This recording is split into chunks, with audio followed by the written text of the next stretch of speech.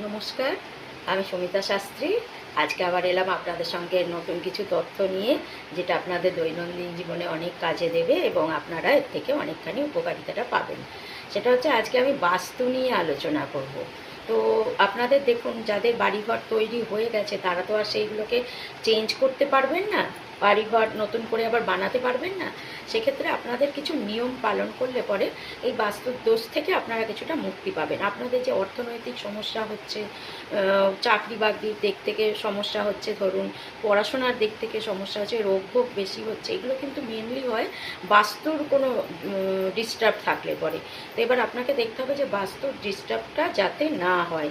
এবার আপনি তো জানেন না যে আপনার কোনখানে বাস্তুর ডিস্টার্ব আছে না আছে, তবে আমি আপনাদের কিছু টিপস দিয়ে দেবো, সেগুলো যদি আপনারা মেনটেন করেন তাহলে আপনারা বাস্তুর দোষ থেকে অনেকটা মুক্তি পাবেন। আমি বলছি না 100% মুক্তি পাবেন, তবে 50% মুক্তি পাবেন আপনারা।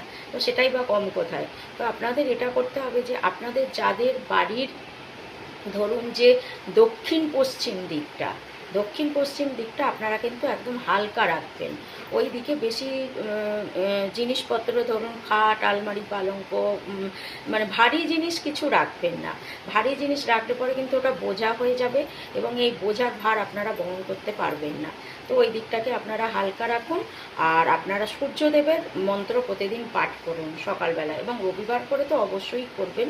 সূর্যদেবের একটি মন্ত্র পাঠ করুন, দেখবেন এতে আপনাদের কিন্তু বাস্তুদোষ অল্প হলেও খণ্ডন হবে।